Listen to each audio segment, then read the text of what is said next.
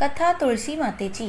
आज तुळशी विवाह निमित्त आपण ऐकणार आहोत तुळशी मातेची कथा. एकदा शिवाने आपले तेज समुद्रात टाकले. त्या तेजातून एक महातेजस्वी बालक जन्माला आला. हा मुलगा पुढे जालंधर नावाचा एक पराक्रमी राक्षसी राजा बनला. त्याच्या राजधानीचे नाव जालंधर नगरी होते. दैत्यराज कालनेमी यांची कन्या वृंदा हिचा विवाह जालंधर बरोबर झाला होता. जालंधर हा महाराक्षस होता. आपल्या पराक्रमासाठी त्यांनी माता लक्ष्मीला प्राप्त करण्याच्या इच्छेने युद्ध केले. पण सागरातून जन्माला आल्याने माता लक्ष्मीने त्यांना आपला भाऊ म्हणून स्वीकारले. तेथून पराभूत झाल्यानंतर देवी पार्वतीला प्राप्त करण्याच्या इच्छेने तो कैलास पर्वतावर गेला. भगवान देवादिदेव शिवाचे रूप धारण करून माता पार्वतीच्या जवळ गेला. परंतु मातेने आपल्या योगाच्या सामर्थ्याने त्यांना लगेच ओळखले आणि तेथून अंतर्ध्यान पावले. देवी पार्वतीने क्रोधित होऊन भगवान विष्णूला संपूर्ण कथा सांगितली. जालंधरची पत्नी वृंदा ही अतिशय धार्मिक स्त्री होती. जालंधर त्यांच्या पुण्यधर्माच्या सामर्थ्याने मारला गेला नाही. त्याचा पराभवही झाला नाही.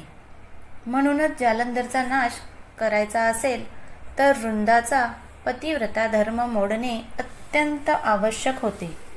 या कारणास्तव भगवान विष्णू ऋषीच्या वेशात जंगलात पोचले, जिथे वृंदा एकटीच प्रवास करत होती. भगवंतासोबत 2 मायावी राक्षस होते, ज्यांना बघून वृंदा घाबरली. ऋषींनी वृंदासमोर क्षणार्धात दोघांचेही वध केले. त्यांची शक्ती पाहून वृंदाने कैलास पर्वतावर महादेवाशी युद्ध करत असलेल्या आपल्या पतीबद्दल विचारले. ऋषींनी आपल्या भ्रमाच्या सापळ्यातून 2 वानर प्रकट केले. एका माकडाच्या हातात जालंधरचे डोके आणि दुसऱ्याच्या हातात धड होते. पतीची ही अवस्था पाहून वृंदा बेशुद्ध पडली. शुद्धीवर आल्यावर तिने आपल्या पतीला जिवंत करण्यासाठी ऋषी देवाकडे विनवणी केली. भगवंतांनी पुन्हा आपल्या भ्रांतीने जालंधरचे मस्तक शरीराला जोडले, पण तो स्वतःही त्याच शरीरात प्रवेश केला. वृंदाच्या या फसवणुकीची किंचितही जाणीव झाली नाही. वृंदा परमेश्वरासोबत पत्नीप्रमाणे वागू लागली. त्यामुळे तिचे पावित्र्य नष्ट झाले.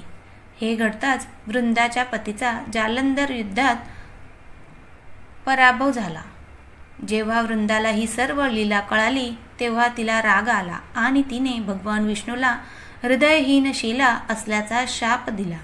विष्णूने आपल्या भक्ताचा शाप स्वीकारला आणि शालिग्राम दगडात बदलला. विश्वाचा निर्माता दगड झाल्यामुळे विश्वात असंतुलनाची परिस्थिती निर्माण झाली होती. हे पाहून सर्व देवतांनी वृंदाची भगवान विष्णूंना शापातून मुक्त करून द्या अशी प्रार्थना केली. वृंदाने विष्णूला शापातून मुक्त केले आणि स्वतः आत्मदाह केले. जिथे वृंदा भस्म झाली तिथे तुळशीचे रोप उगवले होते. भगवान विष्णू वृंदाला म्हणाले, हे वृंदा, तुझ्या पवित्रतेमुळे तू मला लक्ष्मीपेक्षाही प्रिय झाले आहेस. आता तुळशीच्या रूपाने तू सदैव माझ्या सोबत असशील. तेव्हापासून दरवर्षी कार्तिक महिन्यातील देव उठणी एकादशीचा दिवस तुळशी विवाह म्हणून साजरा केला जातो. जो तुळशीचा विवाह माझ्या शालिग्राम रूपाशी करेल त्याला परलोकात विपुल यश मिळेल, अपार कीर्ती मिळेल, असा आशीर्वाद दिला. जालंधर याच राक्षसाची ही भूमी जालंधर नावाने प्रसिद्ध आहे. सती वृंदाचे मंदिर मोहल्ला कोट किशनचंद येथे आहे. असे म्हणतात की या ठिकाणी एक प्राचीन गुहा होती, जी थेट हरिद्वारला जात असे.